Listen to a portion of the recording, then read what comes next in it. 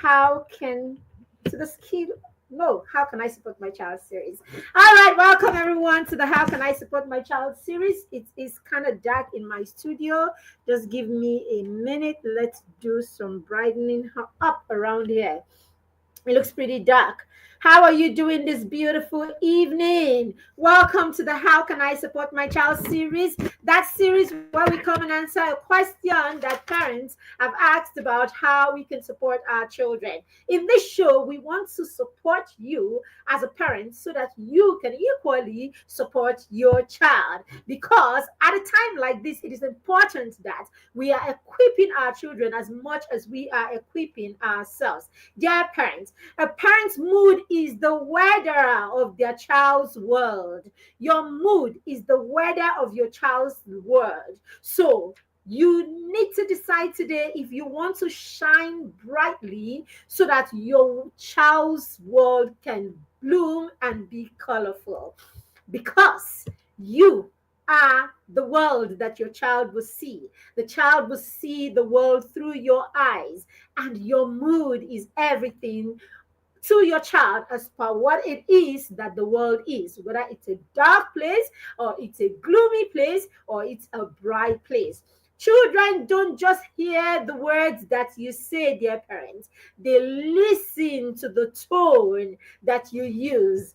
It is said that they listen to the tone of your hearts. So it's not just about what you say, it is how you say it. It is the expressions on your face when you say this. It is how it comes across from your heart when you say this. Children are sensitive and they are learning not just from your words, but from the mood. They are learning from what they see. All right. And so it is important that when you lead calmly as a parent. A child will open up their mind to learn.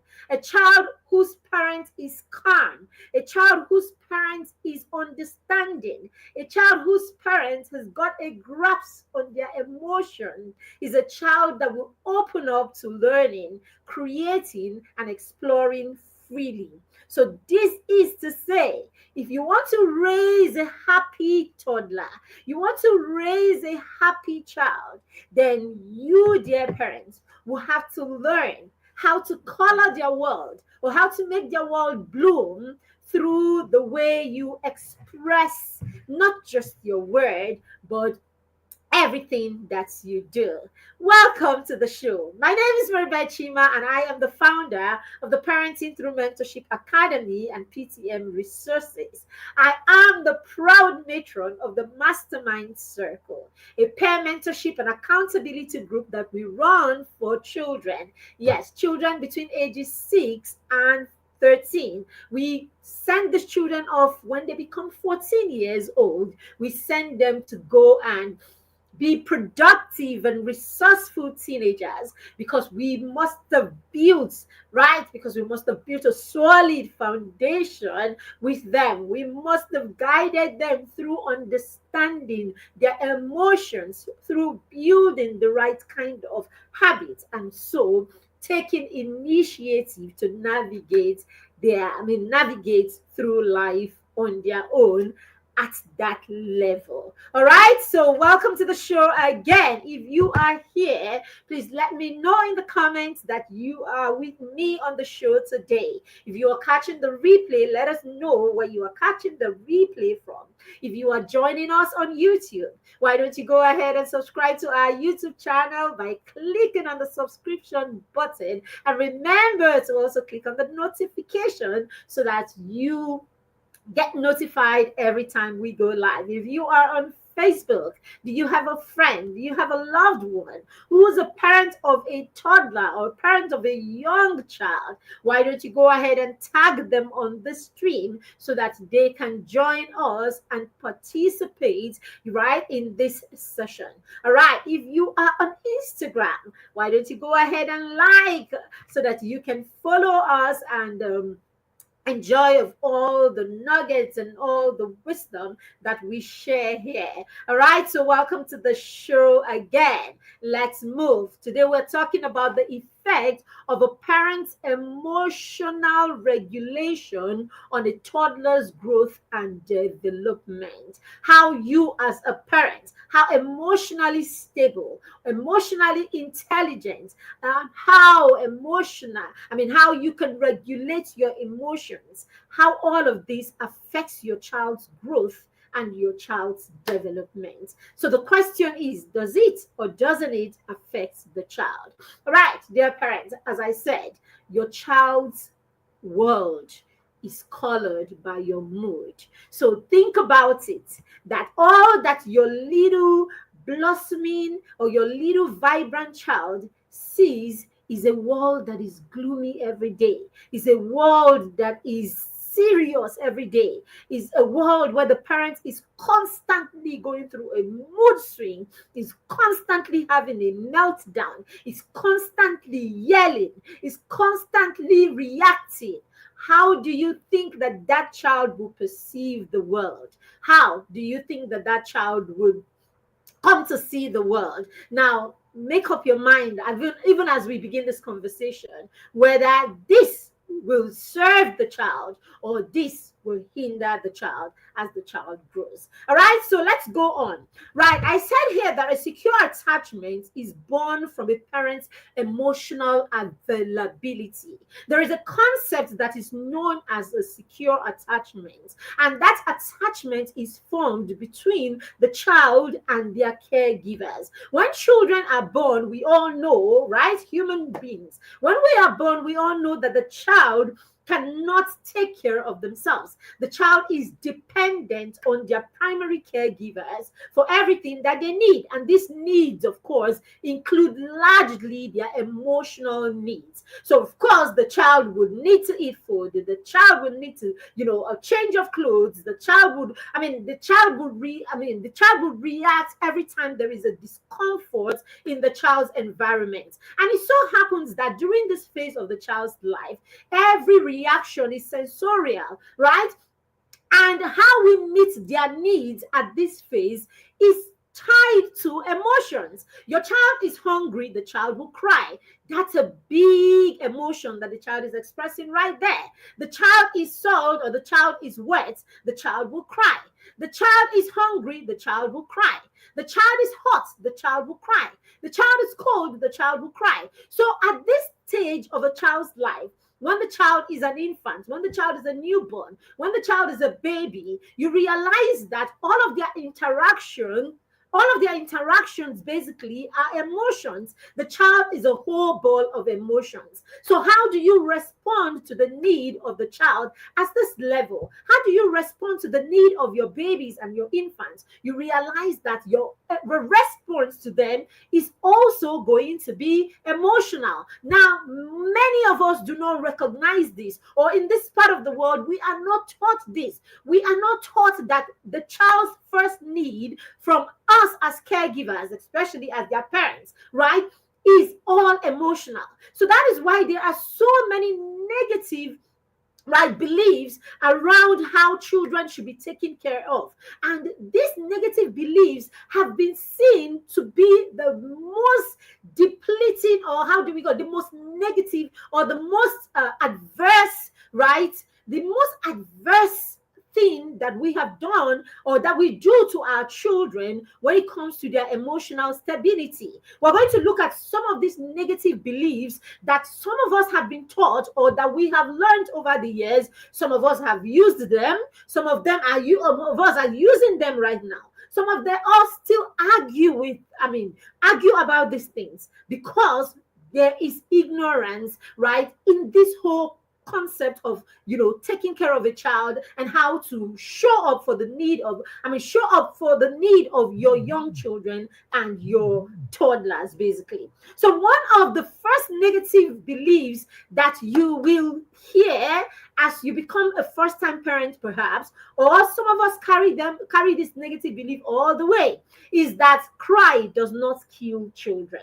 All right, so when your child is little, when your child is a baby, even as toddlers, when we talk about toddlers now, we're talking about your 2-year-olds, right? We're talking about your 18-month-old, your 2-year-olds, and up to your 5-year-olds. Some people will take it up, I like to think of them as up to about 6-year-olds. All right. So during the formative years of your child's life, the years between 0 and 6, I want to peg it there for the purpose of this class. That's your toddler that we're talking about. Now you have a 2-year-old, right, that has a need. All right, a 2-year-old that is crying because they need something. You have your 18-month-old that is crying. In fact, it all begins right from when they are infants and babies. And you have this negative belief or this narrative that children are meant to cry and that it was wrong for you to attend to their need whenever they cry.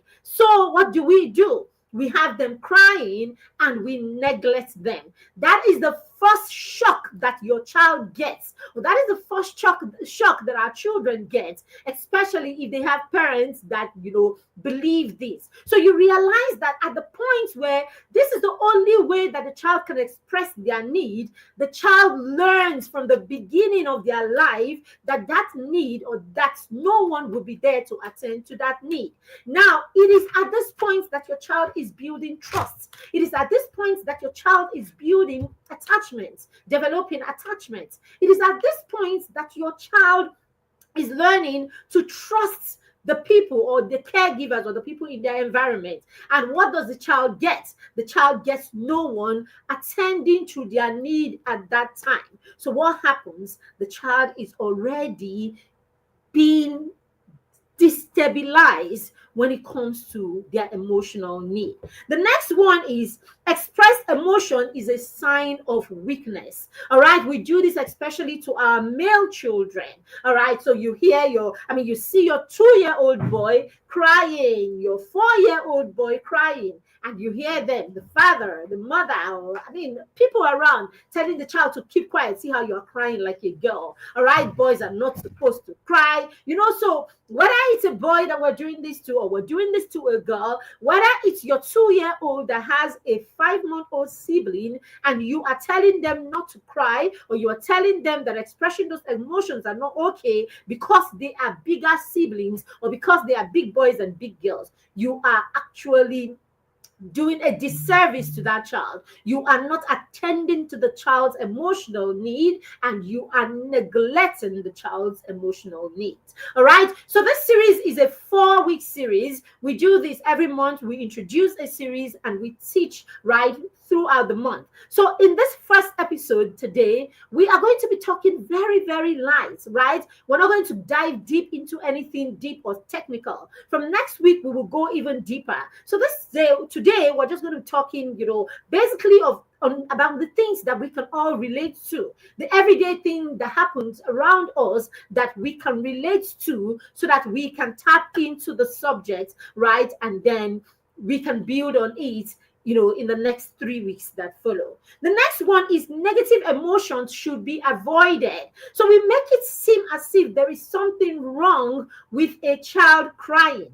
There's something wrong with a child being moody. There's something wrong with a child being frustrated. And so when our children throw tantrums, because of course we know the reason that they're throwing tantrums is that they do not have the skills to deal with the emotions that they are going through at the time. Now, this is also because they are very young.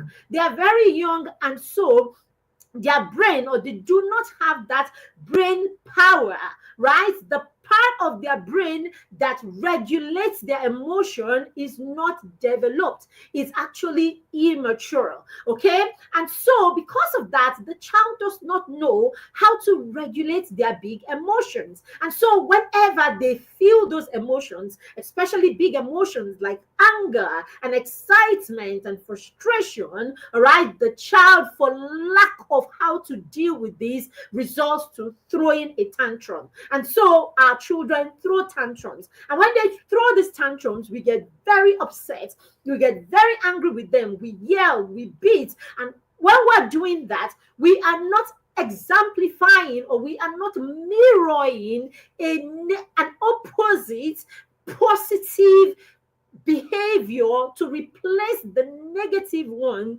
that the child has. And because of this, the child is learning nothing, because there is nothing to replace the negative or the lack of skill that we know that the child has at this level. Now, this is the other thing that happens. The part of the child's brain that is responsible for regulating their emotion, the prefrontal cortex, as I said, is not fully developed. But now, that part of the brain is also very relational. In fact, the brain as an organ is a relational organ. So, meaning every development that happens to it, okay, everything that the child needs for the prefrontal cortex to develop, okay, what the child needs mainly is what the child is going to learn in their relationship with their caregivers. So it is how you relate to the child, it is how you regulate your emotions that helps that part of the child's brain to develop. Now, this child is unfortunate. The child now has a parent who doesn't even know, or a caregiver. The caregiver can be you, can be their caregivers, when we take them to daycare and you have that person that is attending to the child from morning for 8, 6, 7 hours, before you get there, that person is that person is as significant in the child's life as you are, if not even more significant, because this is the person that is relating to the child. And as I said, the brain is a relational organ. It is going to develop based on the relationship with their caregivers. So if you are the parent who does not, that is ignorant, you are a parent that does not understand how your child's brain works or what is going on in the child's life, you realize that you are not giving anything. You are not giving anything to help that child develop the prefrontal cortex. So that part of the brain is going to take its time gradually to develop, right? But if the child has the right experiences in the environment, it will speed up the growth of this part of the brain. So that's why you can see it is said that that part of the brain does not fully develop until the child is about 25, thereabouts, in their mid-20s, basically. But then again, depending on the kind of relationship and experiences in the child's environment, you can actually see a 10 or 12-year-old that has got their development further, right? A 10, 12-year-old in a stable environment, in an environment where the experiences are positive, because it is said that every time the child gets a positive experience, all right, the hormones that build or that help the prefrontal cortex to develop are released into the system, and so that part of the brain is developing positively. But every time there is negative experiences, negative experiences like shock, when you beat, when you yell, and all of that, the hormones that are released in the child's brain will inhibit the growth of the prefrontal cortex. So how the prefrontal cortex grows or how it does is dependent on the relationship in the child's environment. So you see, we are responsible for this. But then again, this is us believing already that showing those emotions, are negative. Basically, it's a weakness that the child is expressing themselves, or that the child is expressing the fact that they don't have, their ability to regulate. And we are not doing anything to teach them or to exemplify how to regulate. And so we are not helping the child grow or develop in that. Negative should be avoided. About that. Oh, the child should not be upset. The child should not throw a tantrum. No, the child will throw a tantrum because that is the child's feedback to you that the child cannot handle these emotions. Now, it is now our responsibility to begin to guide the child and relate with the child in a way that the child can now begin to replace the negative behavior, or replace that lack of the lack of ability, or the fact that they can now use what they now have, what we have equipped them with, right? They can now use that. And so when you do that, the child begins to learn, right, through the examples that you have created, the child begins to learn how to replace the tantrums with, a positive behavior, or how, control behavior that at least allows them to control or manage their big emotions. All right. The next one is children need the children do not need to be explained to. All right. Children, you don't owe children explanations. So we have that. So some of us don't even know that we do this, but we do it so well. That is why a child will ask you, what is this? And you tell the child, you talk too much, leave me alone. Or the child will ask you why, and you will get upset that the child is asking you why. All right. So I think this one is sort of an African thing. We feel, or we still, there are many of us who still think that the question why is rude. All right. So when we say do something, or we ask them, and the child comes out and the child asks why, some of us still get it. We still get X by that. We still get angry that our children are asking questions like this. Now, this on its own is disempowering. All right. Children should be explained to. It is important that children understand the why. It is important that your children can question the why behind why they've been, they've been demanded to do a certain thing. All right.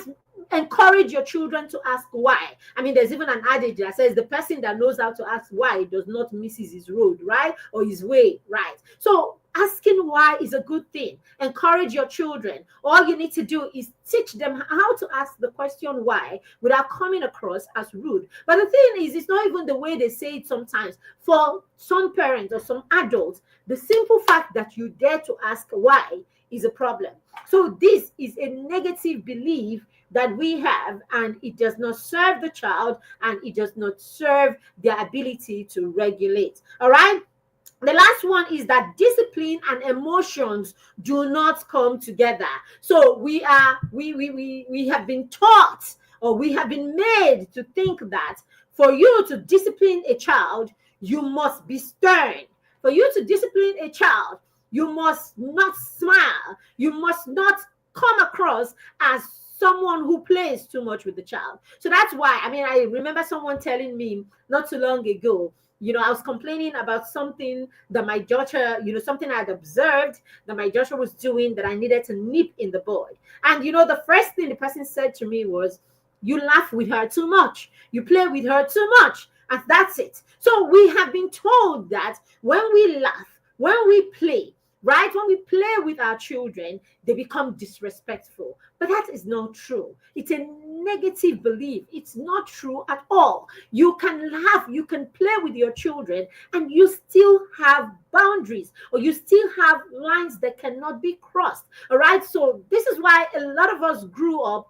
I didn't have that kind of father anyway, but I know that a lot of people grew up with fathers who never made time to play with them.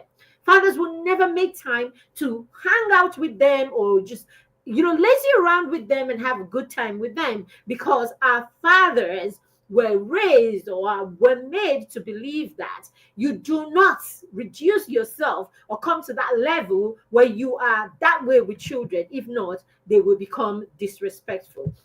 Now, these are a few negative beliefs that we have that is hindering our ability to help our children learn how to regulate their emotions. And of course, all of this inhibits their growth and their development. Remember, I said the prefrontal cortex, the part of the brain that is required, that is responsible for controlling emotions, for managing emotions, and for many other things like learning, social connections and all of that. That part of the brain is inhibited or is stifled, right, when the child does not have the right experience, okay, in their environment, when the relationship between the caregiver and the child is not productive, it's not stable, right? When there is always shock in the system, when there's always yelling and beating and all of that, it leads to instability. And when this happens, it shuts down the part of the brain that is required for the child to learn.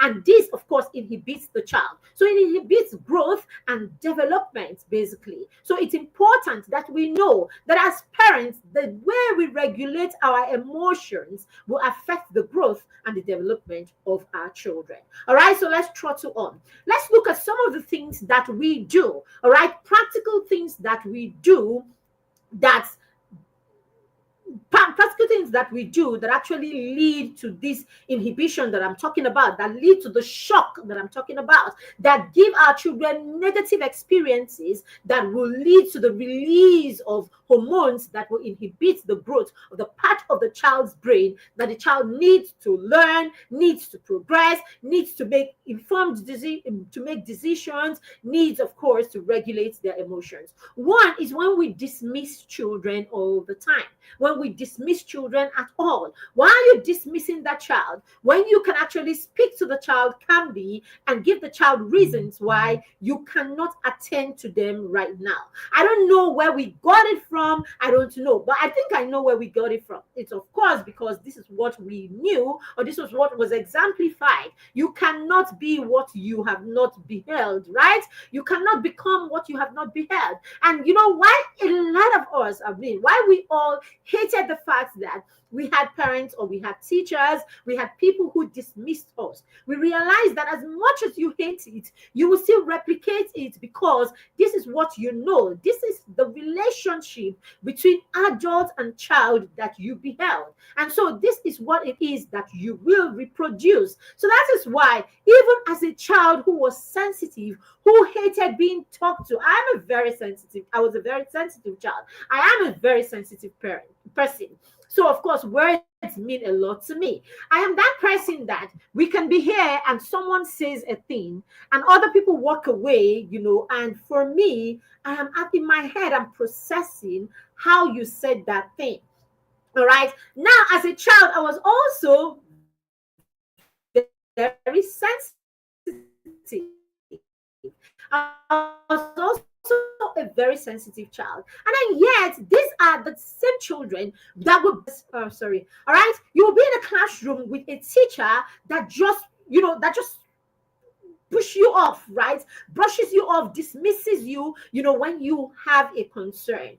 It's the same thing with us as parents. We get home and your child wants to have a conversation. Your child wants to play. Your child wants to talk to you about what school was like. Your child wants to show you a dance step. Your child just wants to spend time with you. Because the truth about it is, it's your attention that they are really looking for. It's not about the conversation. It's actually about your attention. And so when they come like that, trying to get your attention, the next thing is you brush them. You are tired. Oh, don't disturb me. And this and all of that. You're brushing the child off. And all of this affects, the way that the child sees themselves. First of all, you have just relayed a message to the child that the child is not important enough for you to give your time. You have relayed a message to the child that the child is not worth your time. You may not have said this, in words, you may not have said this verbally, but this is how children process it, and this is how your child will process it, and this is what informs your child's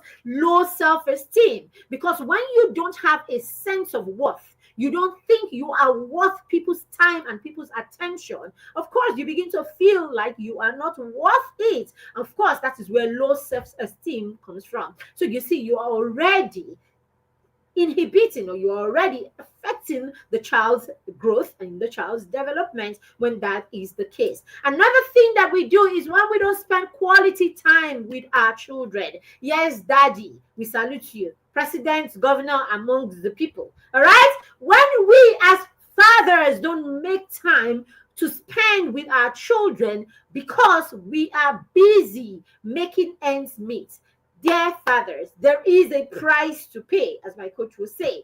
You have to choose what price you are paying at the time. All right? You have to choose what it is that you are sacrificing at the time for you to have that career, or for you to pursue. I don't know what it is that you are pursuing. But the truth about it is, when we prioritize our families and we prioritize our children, or when we understand the damage of not being there for them and what it does for them, then we would have to sit and make a decision, right, about if we can create a system where we can still have the best, or at least where we know what is essential per time. You can create time for your children, and you can create time for the things that you are pursuing. But know this today, that as a parent, when you are not present, you are not giving your children quality time. And this is not necessarily in the length of the time, it is in the quality of the time.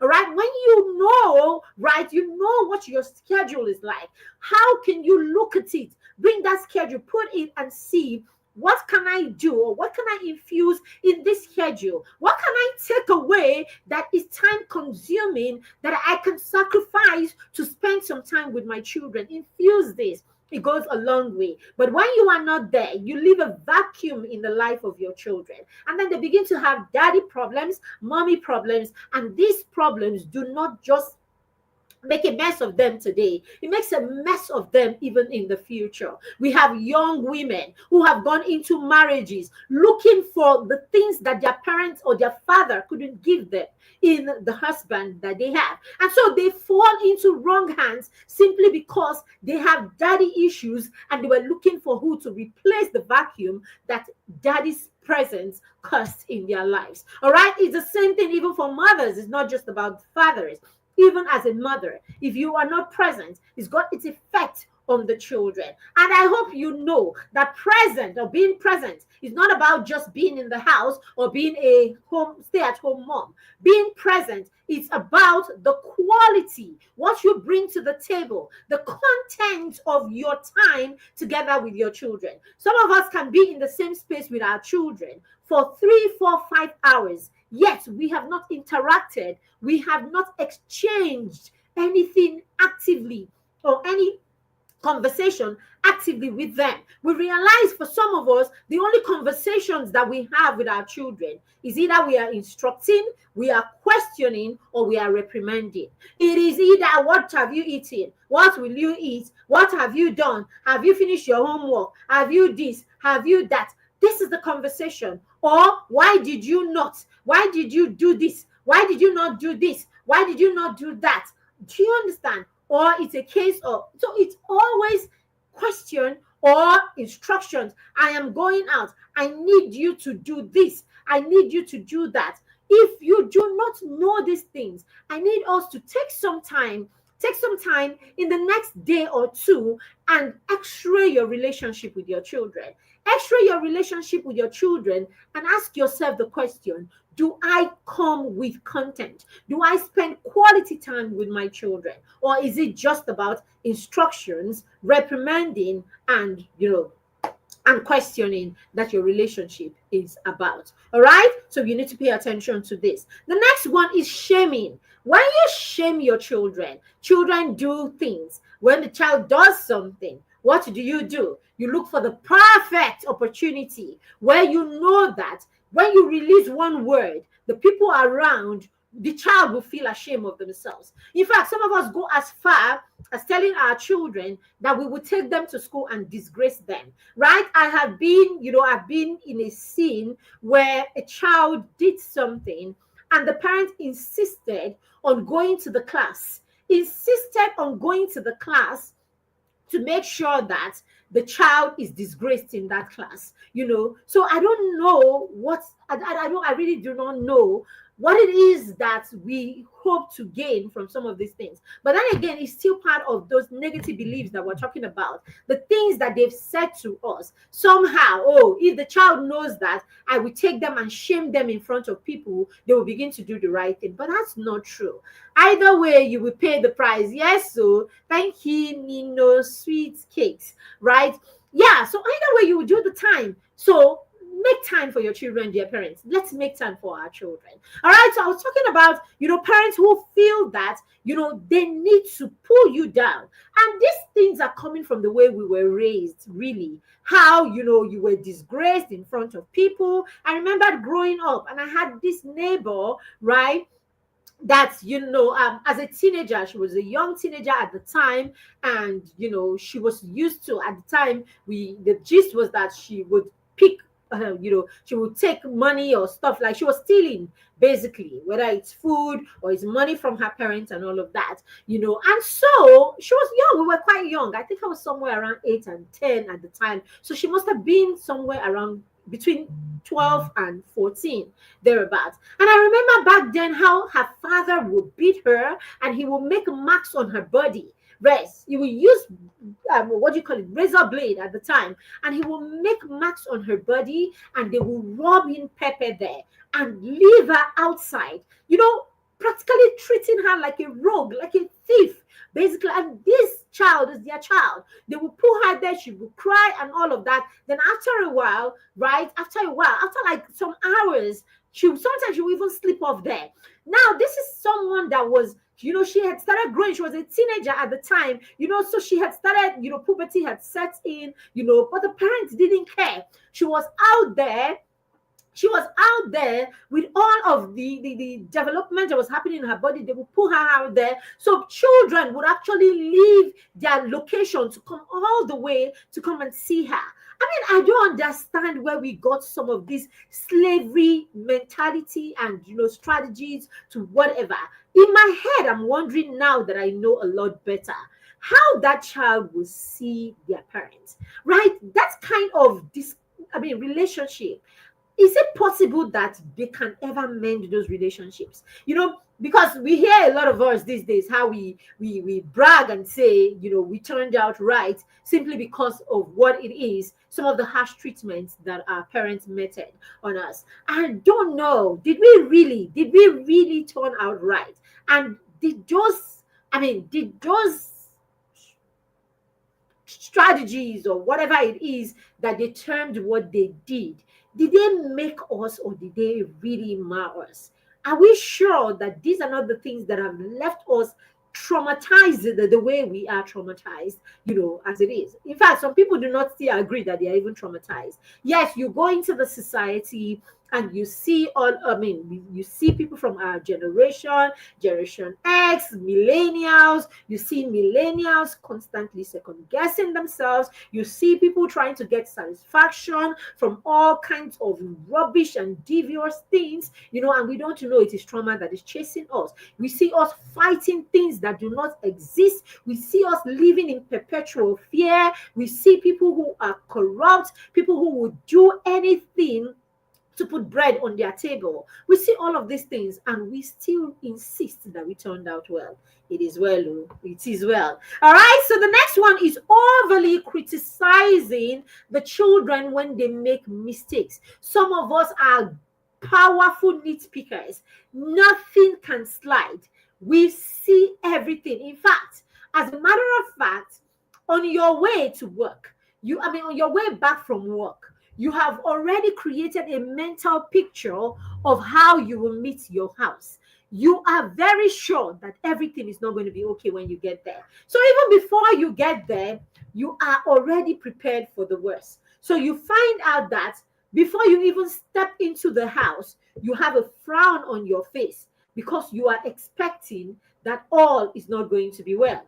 You are expecting that the children would have made a mess. So sometimes even when you get in and everything is okay, you still cannot break a smile off your face because you have programmed yourself, right, to come in that way, like the conqueror, the emperor, the conqueror, the lion, right? So that's the way it is, and you just stifle you just cause all this disconnection between you and your children because you have decided that you will be that father or that mother that is constantly pushing out negative emotions, around your home and in your environment. All right. The next one is when you are always overreacting. You are constantly on reaction mode. You are constantly reacting. You don't deal with anything at all. You do not deal with any issues. You are constantly reacting. All right, so everything will trigger you. You do not know how to manage your triggers. You don't know what your triggers are. And even when you know what your triggers are, you do nothing to manage those triggers. So that's why you are constantly upset. That's why you are constantly moody. That's why you are constantly, overflogging issues. So when the children make mistakes, you don't deal with the mistakes once and for all. Those mistakes, or that mistake, will continue to come up in the conversation over and over and over and over again. It is because you are overly critical, about mistakes. And so when you do this, we stop our children from seeing mistakes for what it is. Mistakes supposed to be a stepping stone to, success. Mistake is supposed to teach you how to do things differently. Mistakes are supposed to teach our children how to be successful. At least now you know what it feels like to fail. You know what path you take that leads to failure. And so you can replace it with a positive, you can replace it, with, when you have that same experience, you know how not to fail at it, because now you have a better way to react, or a better way to deal with the situation. So because we are constantly nitpicking, we are overly critical when our children make mistakes. We put them on the spot and we make them, right? We make them resist mistakes. We make them feel shame when they make mistakes, and we make them, avoid mistakes totally. All right, so by avoiding mistakes, what we end up doing is we stop them from trying. So you see, children, our young people do not want to try. You see, even for us, we don't want to do the things that we do not have some assurance of how it's going to turn out. So we're constantly running away from trying. We're constantly running away from doing things. And so this is why we don't initiate anything. We do not produce anything. We do not innovate nothing, simply because, sorry. All right, simply because we are afraid of making mistakes. These are all the effects of, negative, parents who did not know how to model to us, or didn't know how to regulate their emotions. All right, so now that we know all of these things that we're doing wrong, we know that we have all of these negative, beliefs that we need to replace. What do we do? What do we do? Or how, first of all, do we even understand our children's emotions? How do we understand? The first thing you want to do, the first thing that will help you understand your child's emotion, is to learn to observe your child's behavior.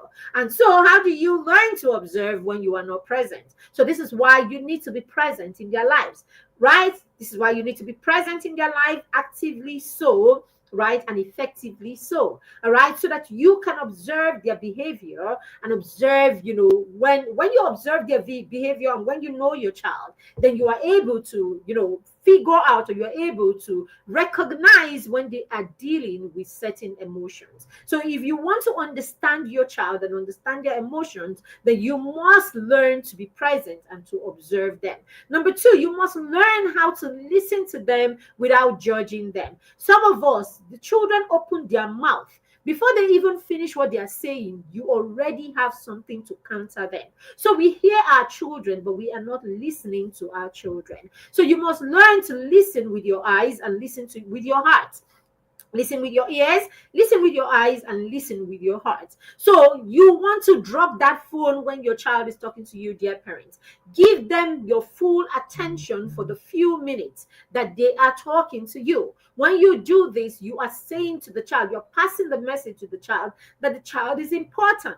You're passing the message to the child that the child is worth your time. All right. And then, of course, you are telling the child that I am here not judging you. All right. Let's listen to what it is that you have to say. And then we can walk through what you could have done differently in case the child has done something wrong. All right. The other one is you do not listen to how your child feels, and so you do not validate how they feel. Your child is upset about something. It's okay, parents, to actually offer some empathy and tell the child, I understand how you feel right now. Your child has come home and he's just had a fight with his best friend, and the child is really upset. What do you say to the child? Come on, get away from here.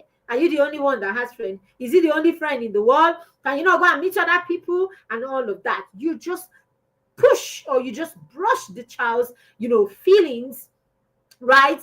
No validation, you brush their feelings, and all of that. This is how we raise cold people. A lot of the cold people, you look around, you are raising men who are cold, men who are not compassionate towards their spouses and their children.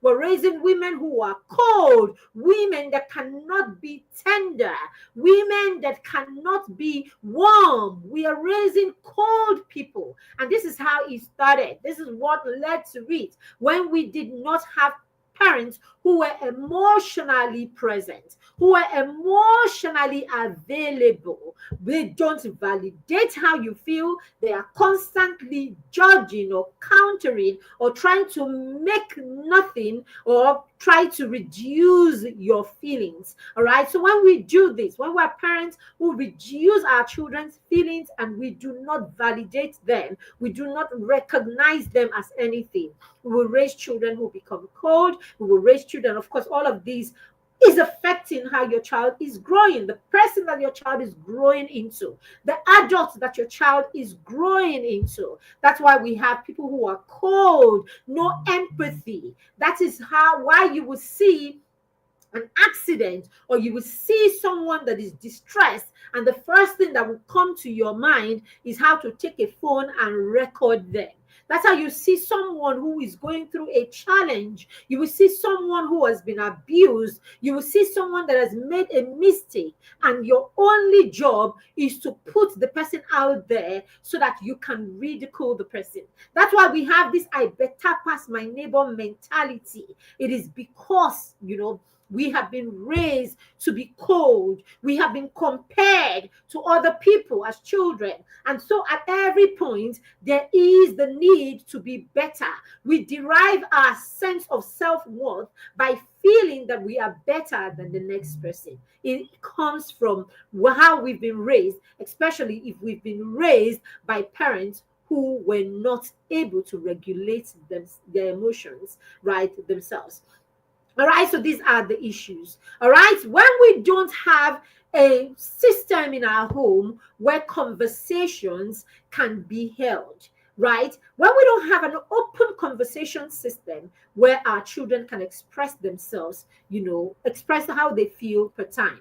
All right, when this is the case, we will raise children who are bottled up emotionally. We will raise children who cannot grow emotionally. We will raise children with mental baggages, children with mental health issues, baggages, children who are, open to, depression, children who are, we open them up, for all kinds of, emotional and, mental health, issues and imbalances. So these are the issues. When we do not allow our children, right, expressions of their emotions, when we don't allow them express their emotions openly or, freely with us, these are the things that can come up. And then lastly, when we don't provide emotional support for our children, I talked about, your child comes back, his best friend, he just had a fight with his best friend just relocated, he just had, something major has happened to the child is having an emotional breakdown. And what do? What is wrong with her, or what is wrong with him? And then someone tells you, I'm like, and then you walk away. No emotional support, nothing, right? And this is it. So at the end of the day, we have children who don't feel supported. They can trust us with their feelings. They can trust us with their emotions. They can't trust us with, how what it is that they are going through. So we find children who do not have people that they can turn to when they are going through emotional stress. They don't have people that they can turn to when they need when they need solace. They don't have who to turn to when they are dealing with those big emotions. And so what happens? You are going to raise a toddler who would in turn, become that teenager or young adult that is without emotional support, basically. All right, so these are the issues. All right, so let's go. We have about 5 minutes to round up, so let's go and look at what you can do as a parent, right, to make sure that your emotional baggages do not limit or do not inhibit your child's growth and development. Number one, you want to take some time and deal with your emotional baggages. Parenting is about you. So deal with your emotional baggages first, dear parents. Deal with your traumas. Deal with where you're coming from. Go back and self-examine and look at where you are coming from. All right. This singular act could save your child, and could make you that parent that you dream of being. Being able to deal with your own emotional baggages, all right, before, so that they don't come in the way of your child's, development and growth. You know how we say it, deal with your traumas and your issues so that you don't bleed on the people who didn't cut you, in this case your children, because they are vulnerable, isn't it? All right, the next thing you want to do is you want to now model emotional regulation. You will have to, as I said, the part of the brain that regulates, that helps your children regulate, is relational. So it's going to learn from the example. Children are going to learn from the example that they see, the example that you show them. So you must be that parent who is modeling emotional regulation to your children. So model emotional regulation to your child so that your child has something to behold. And so your child can replicate this. All right. You want to do that. We do these, all of these things. We do all of these things that we're talking about in the mastermind circle, in our peer mentorship and accountability group. We do this with the children. We share this with the parents so that parents can begin to incorporate this into their system. All right. And so the children can live what they see you exemplify. Very important. All right. You want to create an environment in your home also. You want to create an environment, sorry about that. You also want to create an environment in your home that allows your child to be comfortable, that allows your child to be stable, that allows your child to grow, all right, and develop emotional stability. So when you create that stable environment in your home, then your child can grow in a stable environment and develop the right kind of attachment. Your child begins to trust you. Your child has the right emotional support. And so your child does not have to deal with their big emotions alone. So every time they deal with these emotions, they have who to rely on. They have who to share them with. All right. Now, when you regulate this way, you also teach your toddlers how to deal with tantrums. Now, being able to stay in that place where you can exemplify how they should act, right, in when they are dealing with those emotions. What you are doing is you are giving them permission to connect and to identify. For you're giving them permission to identify their emotions or their big emotions. You are giving them permission to go through or to pass through that emotion. All right. You are not saying it is wrong to have those emotions. It is wrong to express them. Now you would teach them how to go through that emotion in the right way. So it is more like what you do with the emotion that matters. It's not the emotion itself, it's what you do with the emotions that matters. So that's why you want to show your child how to deal with these emotions, and how to manage them so that your child can go through them, you go through them in an empowered way. All right, it's very important that we model this way. All right. So, of course, there is that place of the environment. So, your environment should be such that your child knows that they are safe in that environment. They are safe to express the way that they feel. They are safe to seek help. Right. When the child feels safe in your environment, then the child knows where to go to, or the child knows that they can come to you. And that's what a secure attachment is about. When the child knows that they can go and they can come, and no matter what it is, they will always have you there to support them. Now, are we saying that you're going to give your child permission, or you're going to be a permissive parent that is allowing the child to do as they like, right? No. We said that the child identifying and passing through the emotions is not that they should, it's not permission to act negatively. All right. What you're doing is you are going to teach them how to deal with the emotions in an empowering way. So you can express how you feel. It's the how, right? It's how you express them that becomes the issue.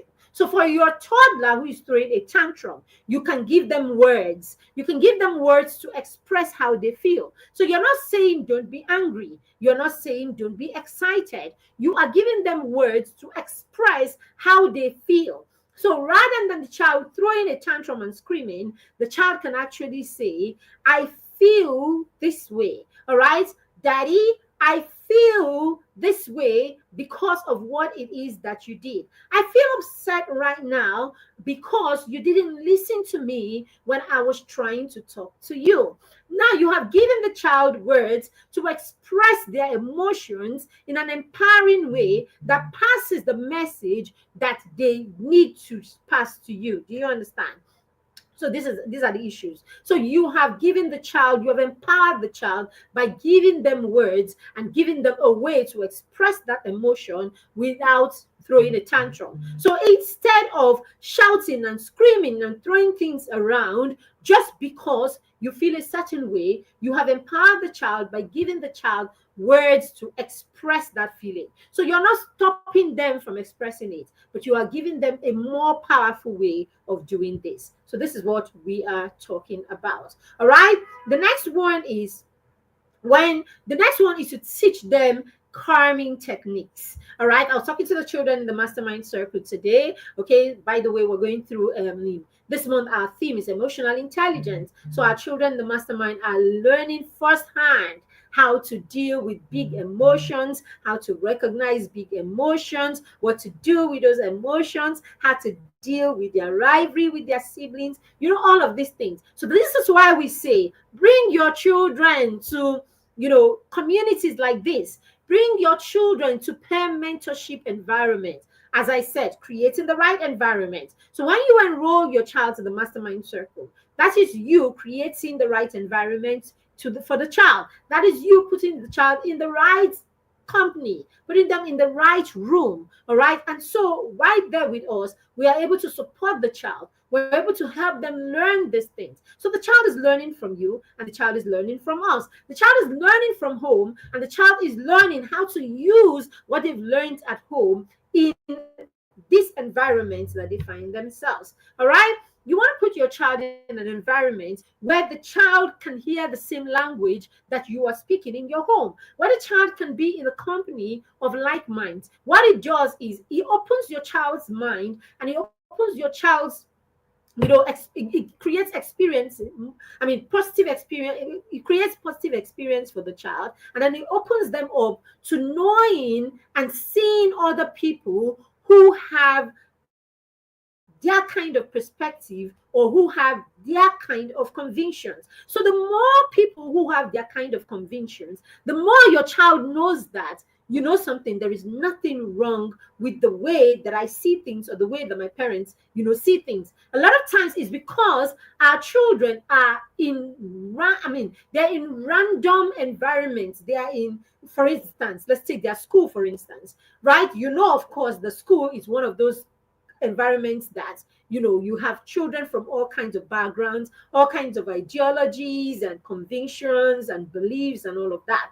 So chances are your child would meet children who believe in a lot of the things that you are not, that do not align with your values. Now, when your child is in that kind of environment and there are more people who are not like them than there are people who are like them, chances are the pressure becomes a lot for your child, and your child begins to feel that I am the only one who is different.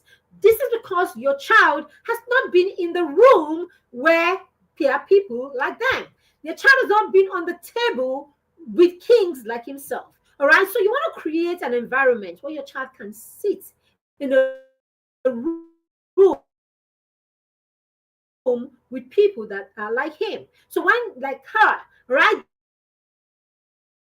they can sit on tables. When this is the case, when they go back to those kind of environments where people are twisted or people are dysfunctional, the child is able to recognize that I am a king. I do not need to be at this level because the child sees that these people are not my tribe. So this is part of the reason why you should have children in communities, where people are developing themselves. Communities, where people are developing themselves. Communities where personal development is a thing, where values are eroded and values are lifted. All right, very, very key.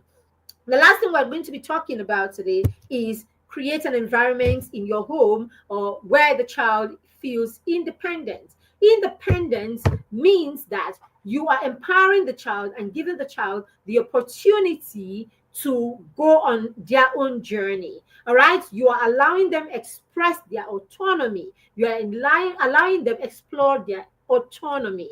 Now, when you do this, you tell the child that you trust them. And this begins right from when they are toddlers. So when you begin to allow your toddler make small decisions, when you begin to, when you listen to your toddler, you listen to their perspective, you listen to their views, you tell them you see them, you show them that you see them.